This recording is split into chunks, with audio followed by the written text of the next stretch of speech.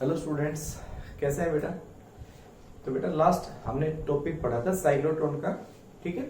उसके बाद मैंने आपको एक असाइनमेंट दिया था। उस असाइनमेंट में कई बच्चों की प्रॉब्लम है सर, उसमें हमें चार्ज नहीं पता, अल्फा वगैरह आप बता रहे, प्रोटॉन वगैरह हमने इनका नाम नहीं सुना है, तो इनका चार्ज और मास के बारे में बताओ एक बार। तो बेटा एक बार उनका जो चार्जेस है और मास है उनका क्या रेशियो होता है वो निकाले, पहले वो एक बार पढ़ ले अच्छे से बार, ठीक है। तो मैं वो सभी का लिख देता हूँ कि चार्ज कौन कौन से, पहले वो जैसे कि चार्जेस, फिर उनका मास, ठीक है। ये नेम ऑफ चार्जेस है, यहाँ पे जो नेम ऑफ चार्जेस उनका नेम है, यहाँ पे नेम ऑफ चार्ज। उसके बाद क्या है, इनके ऊपर चार्ज कितना है वो, और इनका मास, ठीक है। तो पहले इलेक्ट्रॉन है नंबर 1। अब आप कोई साइक्लोट्रॉन में तो उसको एक्सेलरेट नहीं करते हैं, बिल्कुल नहीं करते हैं, लेकिन फिर भी हमें पता होना चाहिए इलेक्ट्रॉन का प्रोटॉन का क्या रेशियो होता है, इनका मास का रेशियो क्या होता है, चार्ज का रेशियो क्या होता है, कितना। अब ये नहीं कि इसी टॉपिक में काम आएगा, ये तो बहुत आगे काम आएगा, ये मॉडर्न फिजिक्स में भी काम आएगा ये, ठीक है। तो इसको अच्छे से याद कर लेंगे अच्छे से। तो इलेक्ट्रॉन है, इलेक्ट्रॉन का चार्ज को हम ई लिखते हैं, और ई आपको पता है कितना होता है, 1.6 10⁻⁻19 कूलम, ठीक है। इसका मास इसका हम कह देंगे भाई, मास इसका कितना है, मास ऑफ एमई मान ले। और एमई कितना होता है पता है आपको कितना बेटा, 9.1 10⁻31 kg, ठीक है। ये मास ऑफ इलेक्ट्रॉन है। नंबर 2 हम बात करेंगे प्रोटॉन की। प्रोटॉन का चार्ज भी सेम ही होता है, इस पे चार्ज नेगेटिव होता है, इस पे पॉजिटिव होता है, इतना फर्क है। इसका चार्ज नेगेटिव, इसका चार्ज पॉजिटिव। मास ऑफ जो प्रोटॉन होता है ना एमपी, वो अप्रोक्सीमेट 1836 टाइम 1836 गुना ज्यादा होता है किससे, मास ऑफ इलेक्ट्रॉन से, ठीक है। तो अपना निकल जाएगा, तो आपको इलेक्ट्रॉन का मास पता है तो इससे मल्टीप्लाई कर दोगे तो क्या आ जाएगा, मास ऑफ प्रोटॉन आ जाएगा। नंबर 3 ड्यूट्रॉन, जिसको ड्यूटेरियम भी कहते हो आप, ड्यूटेरियम,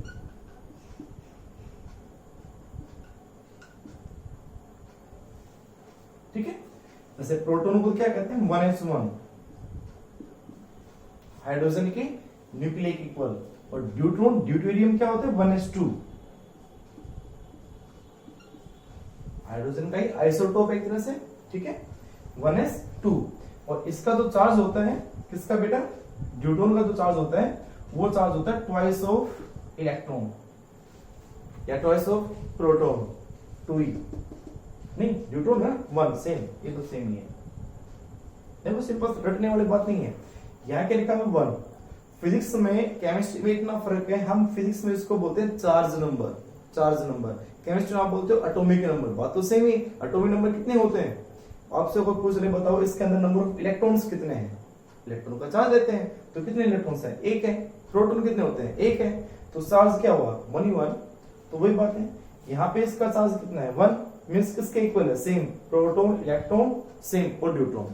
लेकिन ये क्या कहलाता है केमिस्ट्री में, मास नंबर। ये भी यहाँ पे क्या है, मास नंबर। इसका मतलब यहाँ 1 है, ये 2 है। इसका मतलब क्या हुआ कि प्रोटॉन का मास और ड्यूट्रॉन का मास m ऑफ d वो twice of mass of proton है। या 1 है, ये 2 है, मींस इससे ये क्या है, ट्वाइस है, ठीक है। तो ये मास नंबर, ये चार्ज नंबर, तो ये 1 है, ये 1 है, तो चार्ज दोनों का सेम है, लेकिन मास इसका, ड्यूट्रॉन का मास ट्वाइस है मास ऑफ प्रोटॉन से, ठीक है। And number 4 last, alpha particle. Alpha particle क्या होता है कि हीलियम न्यूक्लियर होता है, हीलियम 2He4, ठीक है। आप पहचान जाओ आराम से। चार्ज नंबर 2 मींस प्रोटॉन से या ड्यूट्रॉन से, उनसे डबल क्या होगा, चार्ज। तो इस पे जो चार्ज होगा वो होगा 2e। 4 इसका क्या है 1, इसका क्या है 4, इसका मतलब प्रोटॉन से इसका मास कितना गुना, 4 गुना। यही कह सकते हैं ड्यूट्रॉन से कितना, 2 टाइम्स। तो मास ऑफ जो अल्फा होगा this is equal to 4 times of mass of proton and 2 times of mass of neutron. ठीक है, आप सभी को कंपेयर प्रोटॉन से कर सकते हैं। तो ये सभी बातें एक बार नोट कर ले अच्छे से एक बार, ये हमारे बहुत काम आने वाली है। आगे भी साइक्लोट्रॉन का टॉपिक था, इससे पहले वाला टॉपिक था, और जो मॉडर्न फिजिक्स आएगी आगे ड्यूल नेचर वगैरह, एटम न्यूक्लियर, उसमें हमारे काम आएगी सभी बातें एक बार, तो इनको अच्छे से नोट कर ले। ठीक है, हो गया। चलो नेक्स्ट, अब इनके बारे करते हैं हम कुछ क्वेश्चन से एक बार देखते हैं। तो ये सभी बातें याद कर लें, चार्ज और मास बताएंगी। और अब इनके देखो क्वेश्चन बेटा कैसे क्या बन सकते हैं, और जो मैंने असाइनमेंट में भी दिया था कि क्वेश्चन ये है, हमें फाइंड करना है radius ratio. Find radius ratio of किस किस का, मान लो जैसे हम कहते हैं प्रोटॉन और अल्फा पार्टिकल का। ठीक है, find radius ratio of proton and alpha particle if they are moving in transverse magnetic field। Transverse magnetic field कोई मान लो बी मान लिया हमने। ट्रांसवर्स मैग्नेटिक फील्ड का क्या मतलब होता है, ट्रांसवर्स का मतलब होता है परपेंडिकुलर, जो उसका मोशन है उस मोशन से परपेंडिकुलर क्या है मैग्नेटिक फील्ड। और ये कॉन्सेप्ट आपको खूब समझा चुका हूं कई बार। अगर किसी पार्टिकल का मोशन, उसकी वेलोसिटी अगर मैग्नेटिक फील्ड से परपेंडिकुलर है तो हमेशा उसका पाथ कैसा होगा, सर्कुलर पाथ होगा, सर्कुलर मोशन होगा उसका। ठीक है, तो सर्कुलर जो मोशन होता है तो उसकी रेडियस क्या है, उसका फॉर्मूला हम करवा चुके हैं 2 बार। तो उसका फॉर्मूला बेटा होता है, देखो इसका सॉल्यूशन, तो वी नो जो रेडियस होता है, रेडियस का जो फॉर्मूला होता है बेटा आर, वो आपको डायरेक्ट याद हो गया होगा, this is equal to M V divide by B Q. B Q, तो ये हमारे पास है रेडियस। अब इसमें आप देखो एम है मास, जो पार्टिकल मूव कर रहा है उसी का mass, V velocity, B magnetic field and Q charge. अब वो दे आर मूविंग विद, यानी एक स्पीड से मूव कर रहे हैं या डिफरेंट स्पीड से मूव कर रहे हैं, क्या कंडीशन है, तो वो कंडीशन हम लिखते हैं बेटा कि करके क्या है। मैं वो पहले कंडीशन लिख देता हूं, उसके बाद हम चलते हैं रेडियस पे। कंडीशन क्या है वो देखो पहले, इफ लिखता हूं, if number 1 they move with same velocity, या तो ये हो सकता है। Number 2 they move with same kinetic energy,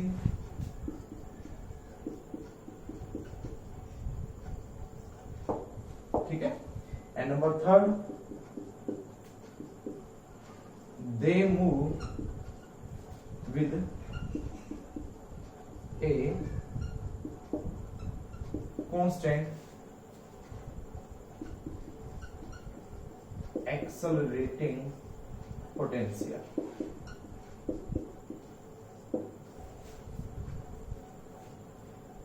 ठीक है, उनका potential, they move in A,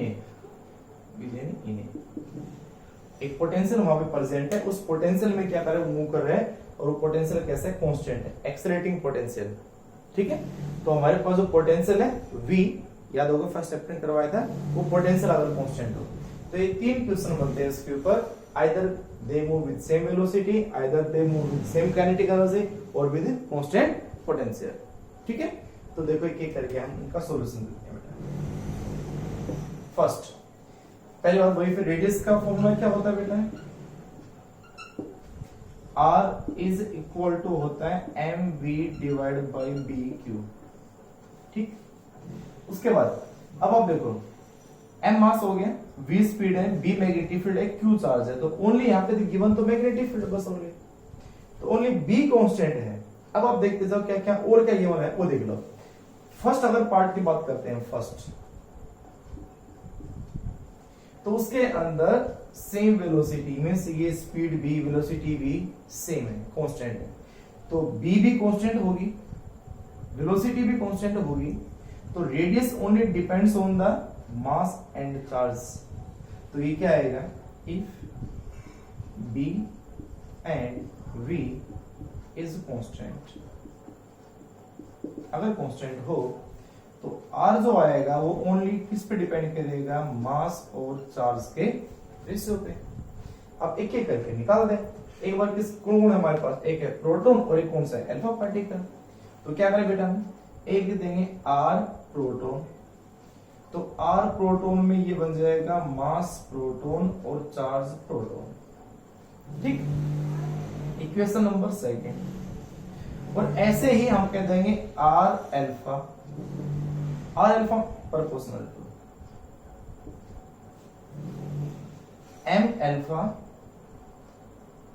and q alpha, ठीक है।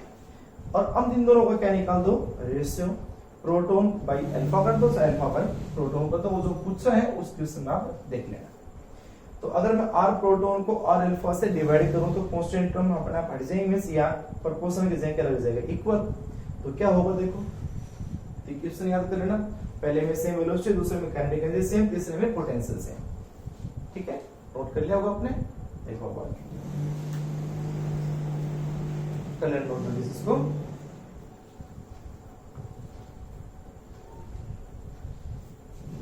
देखो तो भाई क्या है बताना, ये आया r proton divide by r alpha, तो ये बन जाएगा mp डिवाइड बाई qp, और ये उल्टा चला जाएगा, ये ऊपर आ जाएगा q अल्फा और नीचे आ जाएगा m अल्फा।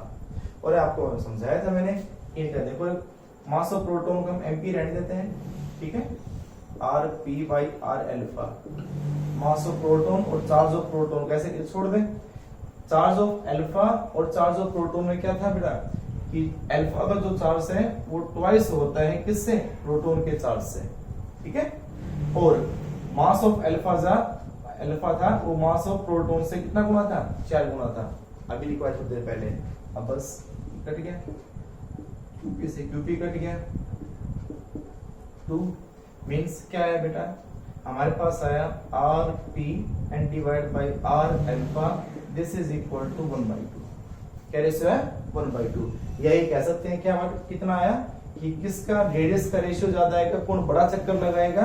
अब देख लो सर, R अल्फा जो बनेगा वो ट्वाइस बनेगा R प्रोटॉन से। इसके ऊपर आपको थोड़ी देर बाद में क्वेश्चन करवाऊंगा मैं, उस टाइम मेरे को आप बताना, उस टाइम हम यही करेंगे सेम, उस क्वेश्चन को जो कराऊंगा उसी क्वेश्चन में हम ऐसे कैसे करेंगे, तो वैसे वो देख लो अच्छे से, और उसमें अपना ऐसे कैसे लिख देना, जिसमें ये पूछा जाएगा कि बताओ रेडियस किसका ज्यादा होगा, तो सेम बात आएगी ना। तो सेम ऐसे कैसे करेंगे उस क्वेश्चन में कि रेडियस ऑफ अल्फा ज्यादा होगा किससे, रेडियस ऑफ प्रोटॉन से, कितना टाइम्स, 2 टाइम्स, ठीक है।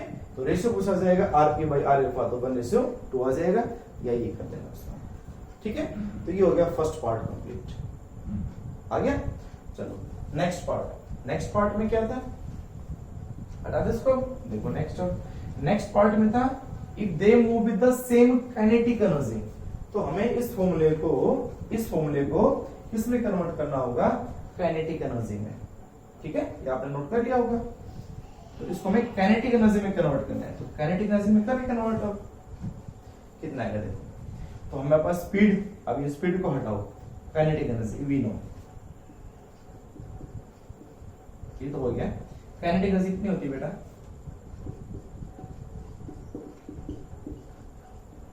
सभी को पता है आपको, काइनेटिक एनर्जी की मान लिया उसको हमने, कितनी होती है बेटा, ½ mv²।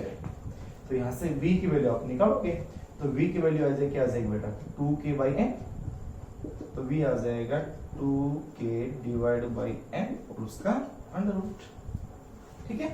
तो इससे v की वैल्यू आ गई, इसको हमारा इक्वेशन नंबर कितनी होगी बेटा हमारी, कितनी मान लो, इसको मैं सेकंड मान लेता हूं, ठीक है। तो इससे इसकी वैल्यू, तो इस v की वैल्यू को फर्स्ट में पुट करते हैं, ये लिखना दोबारा से, ये सेकंड पार्ट स्टार्ट करते हैं मैंने यहां से, सेकंड पार्ट दोबारा फिर से लिखना कि वी नो रेडियस ये होती है, ये काइनेटिक एनर्जी है। क्लियर? अच्छा जी, पुट इन फर्स्ट, ठीक है। तो आर जो आ जाएगा वो क्या आ जाएगा, एम वी हमारे पास क्या है, under root 2k divide by M, ठीक है, and divide by B, and divide by B. करे भाई सो, अगर मैं इस m को अंदर ले जाऊं तो ये m स्क्वायर बन जाएगा, तो बाहर तो रहेगा 1 बाई बी क्यूब और अंदर हो जाएगा 2k m स्क्वायर और डिवाइडेड बाई क्या हो जाएगा m। एक m से m क्या हो गया, कैंसिल। तो हमारे पास रेडियस का जो फॉर्मूला आया वो आया B cube and under root 2km, ये बना बेटा। और ये क्वेश्चन आ गया नंबर, ठीक है। यहाँ तक अब उस क्वेश्चन में क्या दिया था, उसने कहा था कि मैग्नेटिक फील्ड गिवन है और काइनेटिक एनर्जी गिवन है, मींस दोनों कांस्टेंट है, तो किस पे डिपेंड करेगा, लिख दोगे फॉर गिवन या constant B and K, constant magnetic field और काइनेटिक एनर्जी, रेडियस किस पे डिपेंड करेगी, रेडियस डिपेंड्स अपॉन, b हटा दो, यानी ये क्या आएगा 1 by Q and under root कितना बेटा, k भी कांस्टेंट है, 2 भी कांस्टेंट है, मींस m। तो m तो किसका, रूट का है ना, m तो किसमें, रूट में, और चार्ज रूट से बाहर है, तो बस 2 के तो कांस्टेंट है ना, तो m रूट में आ जाएगा और q बाहर आ जाएगा, तो root m divided by q। अब वैसे वैसे फिर पुट कर दे, कर लिया होगा नोट, ठीक है। देखो आगे,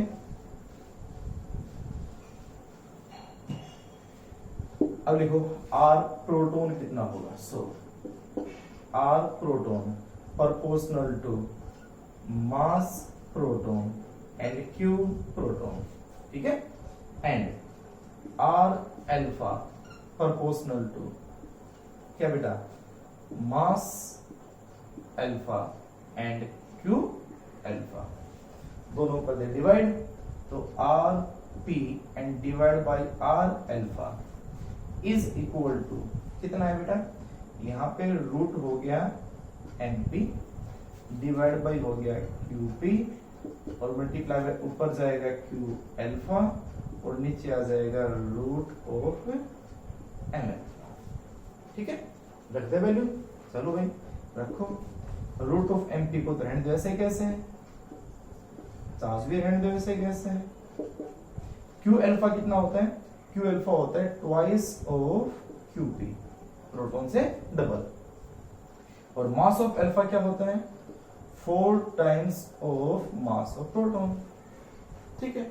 और दोस्तों क्यू पी से Q P cancel, root of M P से root of M P cancel, और 4 का रूट क्या जाएगा 2, तो हमारे पास ये क्या बचेगा 2 ऊपर है, 2 ऊपर है, और रूट 4 का 2 बाहर आ जाएगा, 2 से 2 कैंसिल, हिंस सब कुछ कैंसिल हो गया। इसका मतलब क्या है, R P by R alpha क्या आएगा 1 आएगा, R P divide by R alpha equal to 1, मतलब दोनों का रेडियस का जो रेशियो आएगा वो इक्वल आएगा। अगर वो सेम काइनेटिक एनर्जी मूव करते हैं तो उन दोनों का रेडियस क्या होगा, सेम होगा, ठीक है। तो अलग अलग क्वेश्चन है दोनों, देख लो, चाहे सेम स्पीड यानी सेम वेलोसिटी अगर है तो उनका रेशियो अलग अलग आएगा, और अगर उसका काइनेटिक एनर्जी सेम है तो दोनों का रेशियो सेम आएगा, 1:1, ठीक है।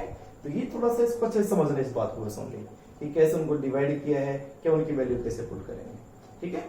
फॉर्मूला कैसे बनाएंगे, फॉर्मूला बनाना है पहले, तो मेन ये फॉर्मूला याद रखना अच्छे से, ये फॉर्मूला आएगा लास्ट जिसमें हम डिपेंडेंसी बताते हैं कैसे वेरी करता है वो, ठीक है। हो गया, चलो उसके बाद क्वेश्चन नंबर थर्ड पार्ट क्या है उसका, देखो थर्ड पार्ट था, अगर वो एक कांस्टेंट एक्सेलरेटिंग पोटेंशियल के अंदर मूव कर रहा हो, मींस वहां पोटेंशियल गिवन हो और पोटेंशियल चेंज ना किया जाए, ठीक है।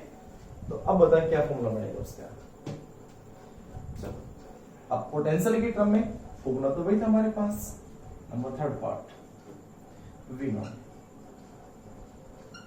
रेडियस का फॉर्मूला क्या था, this is M V divide by B Q, फिर से फर्स्ट मॉडल का है। अब यहां से v को चेंज करके, v यहाँ पे क्या है, not potential, v the speed velocity, या और हमें इसको किसमें कन्वर्ट करना है, पोटेंशियल में, जिसको हम कैपिटल v से लिखते हैं। तो उसको पोटेंशियल में कन्वर्ट कैसे करें, हमें पता है जब वहां पे इलेक्ट्रिक फील्ड ऑसिलेटर या पोटेंशियल वहां प्रेजेंट नहीं होता है तो पार्टिकल रेस्ट में होता है, लेकिन जैसे वहां पोटेंशियल प्रेजेंट होगा चार्ज किसमें आएगा, मोशन में आएगा। तो पहले काइनेटिक एनर्जी जीरो है, बाद में काइनेटिक एनर्जी वो गेन करेगा। तो according to work energy theorem ये फॉर्मूला होता है बेटा,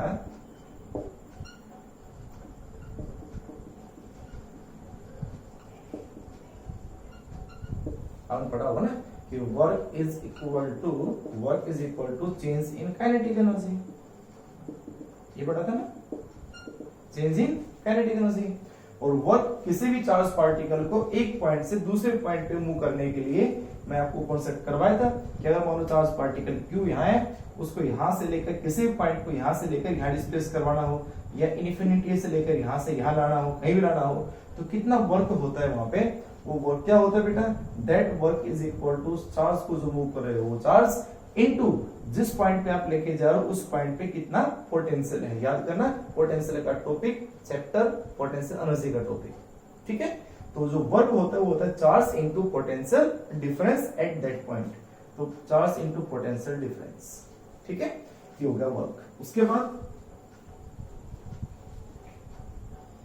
kinetic energy change means final kinetic energy कितनी है, हाफ mv स्क्वायर, इनिशियल तो थी नहीं, zero.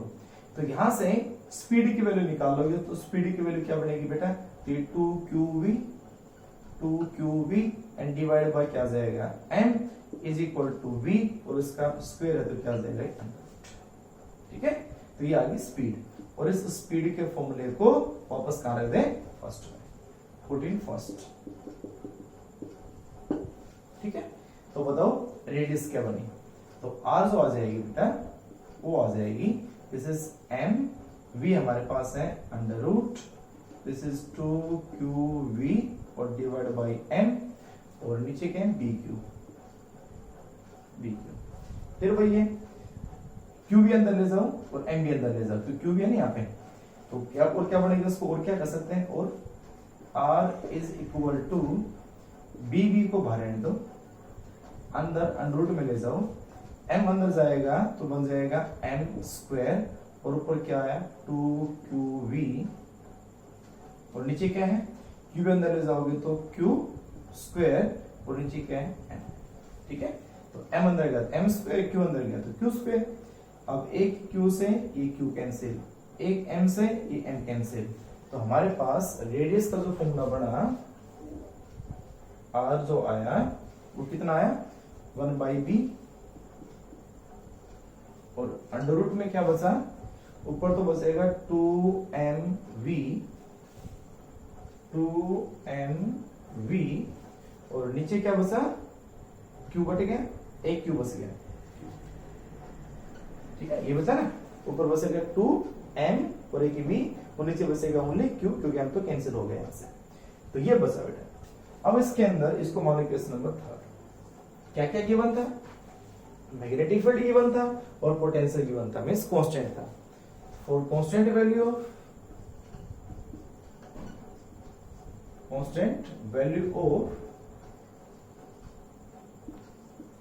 B and V means potential, तो बेटा हमारा क्या क्या होगा, रेडियस का फॉर्मूला, ये रेडियस किस पे डिपेंड करेगा, B पे डिपेंड नहीं करेगा, कांस्टेंट हो गया, V पे डिपेंड नहीं करेगा, 2 भी कांस्टेंट हो गया, तो किस पे डिपेंड करेगा, दोनों का अंडर रूट रेशियो m/q, मास और चार्ज के रेशियो पे डिपेंड करेगा, रूट में डिपेंड करेगा।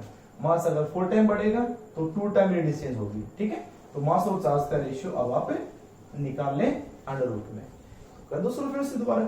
तो एक तो हमारे पास क्या था, r प्रोटॉन, तो r प्रोटॉन क्या बनेगा, proportional to under root of m proton and q proton, ठीक है।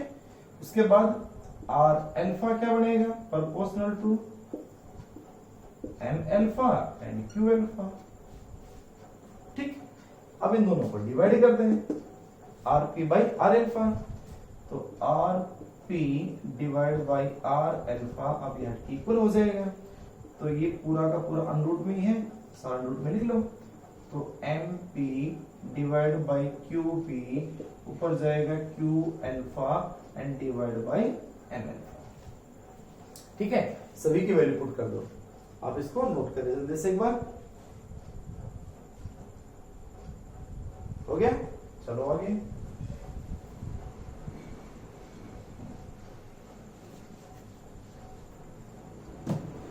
क्या जाएगा बेटा? This is R P divide by R alpha is equal to under root M P and divide by Q P. ठीक है, अब एम क्यू अल्फा कितना होता है? क्यू अल्फा होता है ट्वाइस ऑफ क्यू पी, और एम अल्फा कितना होता है? 4 times of mass of proton. अब mass of proton cancel, QP से क्यूपी कैंसिल, 2 आ गया। तो जो R P divide by R alpha आया वो कितना है? 1/√2, रूट में ना, तो 1/√2। तो ये इनका रेशियो आ गया।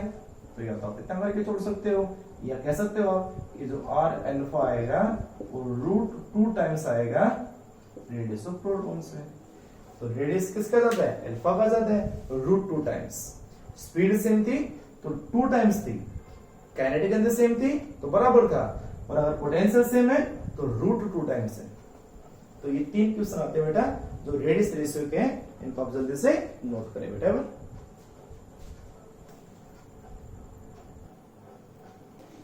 अगला क्वेश्चन देखो बेटा, उसने एक न्यूट्रॉन, एक proton and electron and alpha particle, 4 particle है। अब इनमें से 4 particle A B C D में से ये 4 पार्टिकल का ट्रैक दिया हुआ है। Enters in a region of constant magnetic field. यहाँ मैग्नेटिक फील्ड इनवर्ड है, जो क्रॉस है ये मैग्नेटिक फील्ड है। ठीक है, ये क्रॉस्ड मैग्नेटिक फील्ड है, गिवन मैग्नेटिक फील्ड है विद इक्वल वेलोसिटी, और सभी की स्पीड भी सेम है। तो स्पीड सेम और मैग्नेटिक फील्ड सेम, या इसके अंदर सभी जो क्वेश्चन सुन रहे हैं। The track of the particle सभी का गिवन है। यहाँ पे रिलेट करना है ट्रैक ऑफ द पार्टिकल्स को, हमें ये बताना है कि ए कौन सा है, प्रोटॉन कौन सा है, न्यूट्रॉन कौन सा है, जो अल्फा कौन सा है, न्यूट्रॉन कौन सा और अल्फा पार्टिकल कौन सा है इन ए बी सी डी में से, हमें आपको समझाना है, बताना है। तो कैसे करोगे आप? तो सबसे पहले तो आप ये देखोगे ना कि इन पार्टिकल के ऊपर कौन किधर जाना है, वो किस पे डिपेंड करते हैं? फोर्स पे। ठीक है, अगर फोर्स राइट साइड लग रहा हुआ तो राइट जाएगा, लेफ्ट लग रहा हो तो लेफ्ट जाएगा, और नहीं लग रहा हो तो सीधा जाएगा। सभी को बात पता है। तो अगर पार्टिकल पे फोर्स नहीं लग रहा हो तो सीधा जाएगा। तो इनमें से आप बताओ, जो सी वाला जो है वो सीधा जा रहा है, तो सीधा जा रहा है, इसका यहाँ पे कोई फोर्स है ही नहीं। तो इसका इनमें से कौन सा होगा? न्यूट्रॉन होगा कि प्रोटॉन होगा कि इलेक्ट्रॉन होगा कि अल्फा पार्टिकल होगा? पता चलेगा आपको, न्यूट्रॉन ही होगा, क्योंकि न्यूट्रॉन पे चार्ज 0 होता है, और चार्ज 0 होगा तो फोर्स तो लगेगा ही नहीं मैग्नेटिक फील्ड के ऊपर। तो we know force on the charge particle in the magnetic field F, this is equal to QVB sin theta. ये होता है ना force on the charge particle Q with velocity V in magnetic field B, वो क्या होगा? QVB sin theta. Clear यहां तक? अब ये तो सबको पता है यहाँ पे मैग्नेटिक फील्ड अंदर है, पार्टिकल या तो ऊपर जा रहा है या इधर जा रहा है, हमेशा उस वक्त उसका पार्टिकल का मोशन हमेशा v, जो उसका मोशन है b से तो परपेंडिकुलर रहेगा, क्योंकि मैग्नेटिक फील्ड तो अंदर है। और पार्टिकल चाहे वो इधर जाए, चाहे पार्टिकल ऊपर जाए, चाहे वो घूम के ऐसे आए, लेकिन वो हमेशा इस पार्टिकल से क्या रहेगा, यानी इस जेड एक्सिस से क्या रहेगा? परपेंडिकुलर। चाहे वो गोल घूमे, ठीक है, ऐसे घूमे चाहे वो। क्लियर? तो हमेशा उसका v है वो यहाँ b से क्या परपेंडिकुलर है। v is perpendicular to b, theta 90 हो गए। क्लियर भाई? चलो, तो अगर मान लो पहली बात की बात करते हैं, पहले के लिए c के लिए, तो c का कह देंगे for the c, for track c।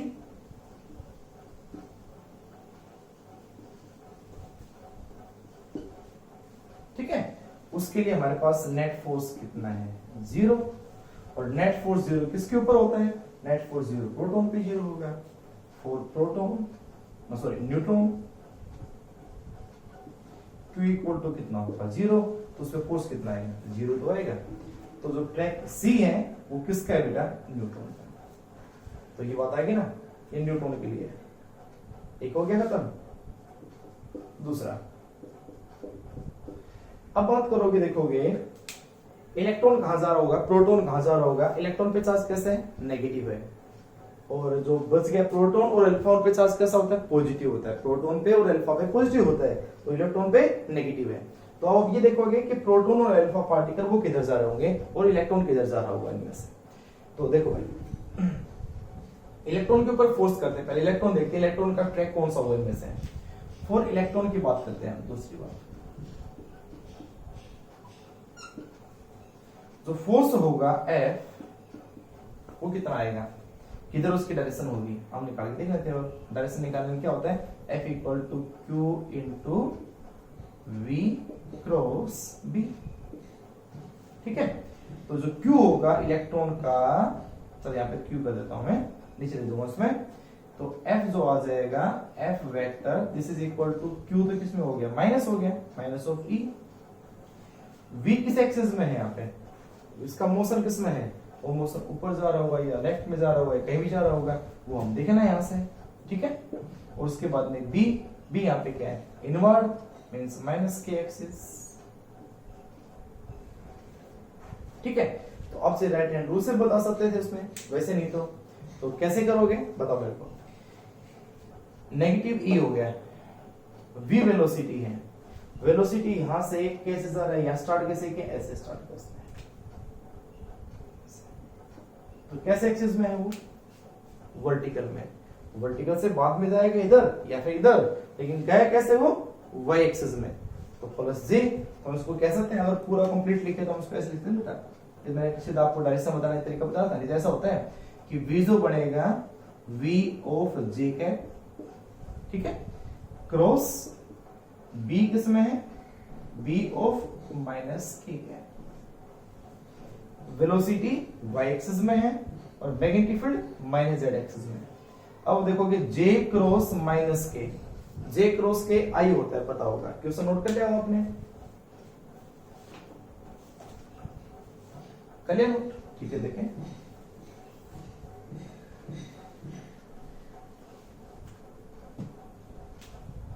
J cross के, I J के पढ़ते हैं ना, I J के, तो ऐसे करते हो ना, तो ऐसे करते हो तो प्लस आता है, तो J क्रॉस के बनेगा I बनेगा, लेकिन क्या है ये माइनस है, तो पहले आप देखो ना, माइनस और माइनस क्या हो गया, कैंसिल, तो प्लस ही हो गया, तो सीधा J क्रॉस के क्या बन जाएगा, I क्या, तो जो फोर्स की डायरेक्शन आ जाएगी, F जो आ जाएगी, वो क्या आ जाएगी, F ऑफ I के।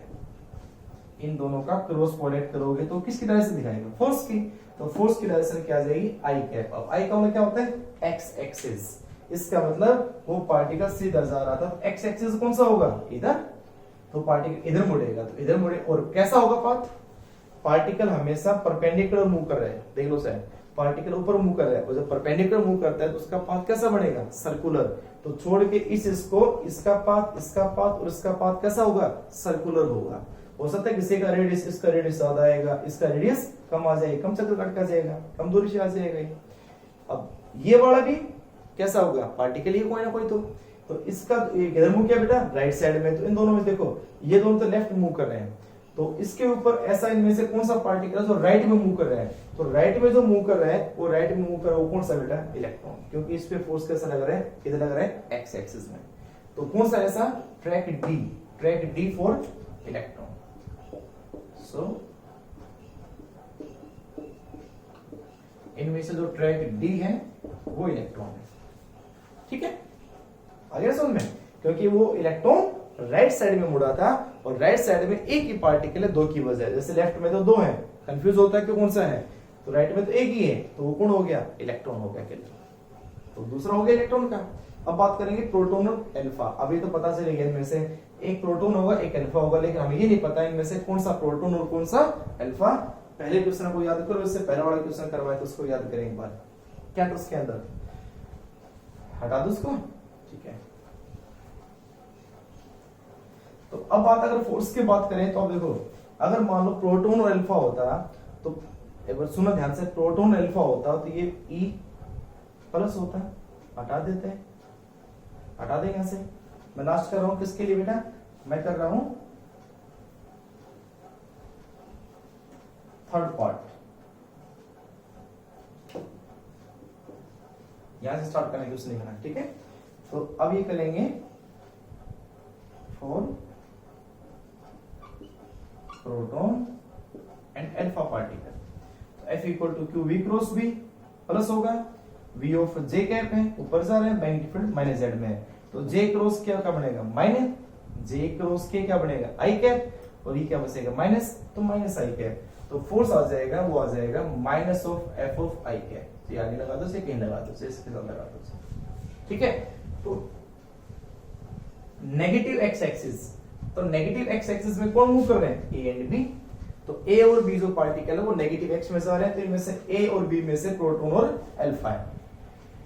बट इसके साथ में एक बात और, हमने ये भी किया था, अगर सेम मैग्नेटिक फील्ड के अंदर सेम वेलोसिटी से मूव कर रहे हैं, तो जो रेडियस का रेशियो था, जस्ट इससे पहले क्या डायरेक्ट, अगर याद है डायरेक्ट लिख सकते हो आप, रेडियस ऑफ अल्फा जो था वो रेडियस ऑफ प्रोटॉन के कितना था, ट्वाइस था बेटा, निकाला था हमने, तो radius of alpha radius of proton से ट्वाइस है, तो किसका रेडियस ज्यादा है, बी का ज्यादा है, किससे, ए से, तो हम सीधे कह सकते हैं ना कि जो बी ट्रैक जो है वो radius of B is greater than radius of A, so B वाला कौन होगा, अल्फा, क्योंकि उसका रेडियस ज्यादा है, so B track for alpha particle and A जो ट्रैक हो गया this is for proton, clear हुआ ना। तो ऐसे क्वेश्चन भी कॉन्सेप्चुअल क्वेश्चन बन सकते हैं पेपर के अंदर। तो सबसे पहले तो आप फोर्स ढूंढोगे कि फोर्स किधर जा रहा है, राइट जा रहा है, तो ठीक है राइट बड़ा होगा, लेफ्ट है लेफ्ट हो गया, लेफ्ट में लेकिन लेफ्ट एक और था कि दो पार्टिकल है, अब दो पार्टिकल में क्या होगा, आप देखोगे रेडियस, तो बी का रेडियस ज्यादा है, अब देखो रेडियस किसका ज्यादा था, तो रेडियस हमेशा अल्फा का ज्यादा होता है, तो अल्फा का ज्यादा होगा तो बी वाला अल्फा हो गया और ए वाला प्रोटॉन हो गया, ठीक है। तो अब इन क्वेश्चंस को करें बेटा, ज्यादा नहीं कराए, थोड़े क्वेश्चन करवाए। तो नेक्स्ट हम जो लेक्चर आएगा उसमें वेलोसिटी सेक्टर और कुछ एक और भी क्वेश्चंस करेंगे, इसके ट्रैक के बारे में और पढ़ेंगे हम आगे, ठीक है। तो बहुत तेजी से बहुत ज्यादा मैं आपको नहीं करवा रहा, थोड़ा थोड़ा काम करवा रहा हूँ, अच्छे से काम करें बेटा, ठीक है। Thank you, good night.